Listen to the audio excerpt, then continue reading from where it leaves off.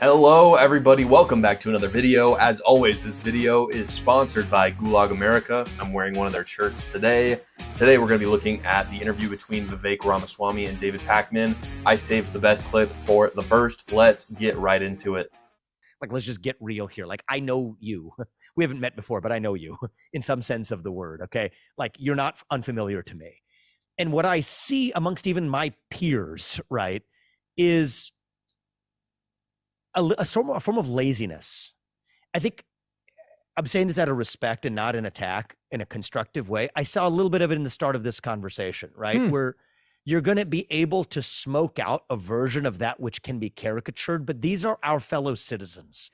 And their concerns come from a deep place where if you can do a better job of articulating and smoking out where that concern comes from, then we have an obligation to do it. And that's what gives me my motivation in this race. Smoke it out, and then let's have that real debate. I and think with respect that's to the a woke fair or trans point. case, I'll do the same. I am doing the same. That's what we got to do. I'm with you in general. I think 3 times now, you've deliberately blurred very different types of issues. We have a real situation in this country where a whole bunch of people think Trump either won or is currently the president. It's very different than tech and First Amendment. We've got to leave it there. That is a disagreement we have about the similarity between those situations. I could talk to you for another hour. I want to be respectful of your time. Thank you, man. So I don't know the stipulations behind this interview. I don't know if Vivek Ramaswamy's team said that there was a set amount of time. But David Pakman does this a lot in this interview where he's trying to cut him off and say, I want to be respectful to your time. But for David Pakman, I can just say from personal experience as a political commentator, if you have someone as big as Vivek Ramaswamy in the room with you, you're not trying to cut them off. You want them with you as long as possible. So I'm not going to go into maybe there's more to it than that. But what it seems is that he knows his argument is weak, and therefore he's trying to cut him off early. This was a sweet call out by Vivek Ramaswamy. Vivek tends to be pretty chill with people, but just occasionally he goes in hard. We saw it with Don Lemon. Don Lemon literally lost his job because of it. And of course, we saw it here with David Pakman. David, throughout this interview, is very lazy. And frankly, he comes off kind of rude and as a snob at the beginning because he's not very specific in his definitions, as we're going to see in a later clip. Vivek is way better at articulating his viewpoints and defining the words that they're talking about. Here's the deal, guys. We are in between seasons right now. It's still warm, but it's going to be getting a little cold soon. That's why I've partnered with Gulag America. Gulag America is a patriotic clothing apparel brand that I've partnered with. You can see the shirt I'm wearing right here. They look very good. The reason why I said it's summer and fall is they've got a little bit for both. They have apparel for both men and women. Right now I'm rocking the tee because it's very hot here in Utah still. But as sweater weather comes in, we do have hoodies as well. Go check them out at gulagamerica.com. Use my personal code JoshCarr10 for 10% off.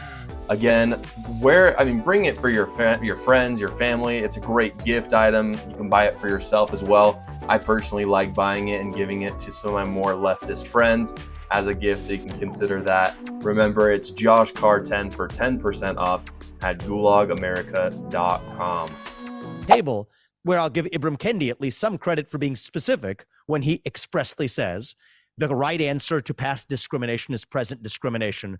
The right answer to present discrimination is future discrimination. Those are his words, not mine. You have to take people like Ayanna Pressley at their word. We don't want any more black or brown faces that don't want to be a black or brown voice. I know that's a little bit uncomfortable to smoke out because it makes a lot of my friends on the left uncomfortable because they don't want to agree with those exact statements, even though they do want to agree with the more neutral definition of wokeness that you provided. But this is a perfect example of when you're debating someone on the left and you're telling them where their ideologies take them, and then later David Pakman says to Vivek Ramaswamy, no, I don't. That's not the progressivism I'm talking about. That is the point. They say this with communism too. That's not real communism. That's the point. This is what the ideas lead to. So if you don't agree with that, you need to take a look at your ideologies and determine, are these really the things you believe in, or do you need to change what you believe? Is there any way to interpret that Donald Trump actually won the 2020 election, or did he lose the 2020 election? The way you're framing the question, you're asking me a very specific question. Is there any way? Here's one important unexplored strand. Okay. the Hunter Biden laptop story and its systematic suppression. I'm a data-driven guy. Really? I'm a data-driven guy, and I think you probably are too, based on Absolutely what little I know. So look at the polling data on the aftermath and before and after. There are more than enough people, it's not even by a super small margin, that say they would have changed their vote had they been exposed to that information before that election. Yeah, it's an indisputable fact at this point that Donald Trump would have won if that story had broke, and if the people at Twitter and the FBI had not colluded. That is just a fact at this point. Now, I'm not, in all fairness to my viewers, and I want you to know this going in, I'm not a 2000 Mules kind of guy. I don't believe the election was stolen or rigged in that way. But when you're talking about media suppression and the collusion with the FBI, yeah, that is a data-driven fact.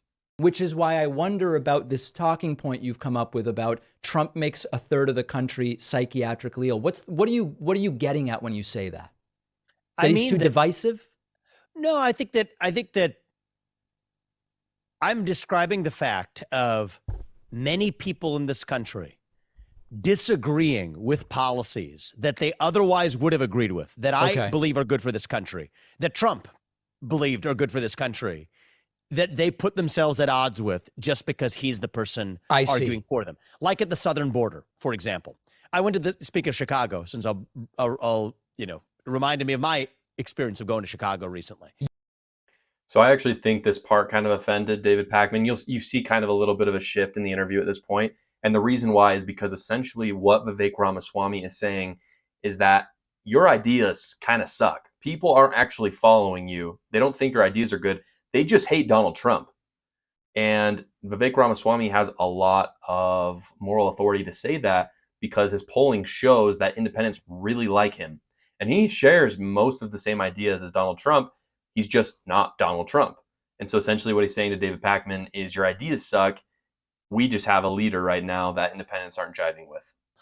And unlike many on both the left and right, I will define exactly what it is that I view as a symptom of a deeper malaise in our country. I thought you were going to define woke itself. No, well, wokeness is a symptom, and I will define the symptom, but it is also a deeper cancer. And wokeness is a worldview that says that there are certain invisible social relationships between us, grounded on oppression or oppressor relationships and statuses of people based on race, gender, and sexuality. That you're either oppressor or oppressed based on those genetic attributes, that there are invisible societal injustices resulting from them, and that we have to be awake, alert to those injustices and then correct for them. Left or right, I think that that's a neutral definition that describes at least what we're talking about. I have a different one, which is much simpler, which is simply becoming woke is becoming aware that there are problems in our society bigger than any one person's circumstances. That's how I define it. And I know it's very different from what you're saying. That's a slightly different definition, and one that is set up for more people to agree with it. But I think that that's not, I respectfully, David, that's a definition that on its own does not support the specificity. Yeah, it's not a specific definition. This is like where you can see that Vivek Ramaswamy is just on a political and intellectual level that's way off the charts compared to David Pakman, because his definition really is there just to be, it's very watered down. It is there, so it's purposefully and clearly there for people to agree with, rather than Vivek Ramaswamy is saying, look, I don't care what your definition is. My definition is how people treat it.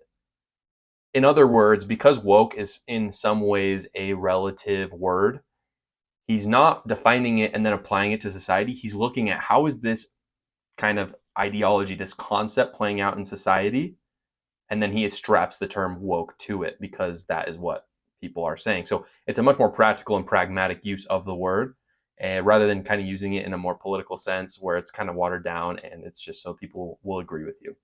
Thank you so much for watching, everyone. As always, please go down below, subscribe, comment what you thought about this interview with Vivek Ramaswamy and David Pakman, as well as share this video with your friends and family. Thanks.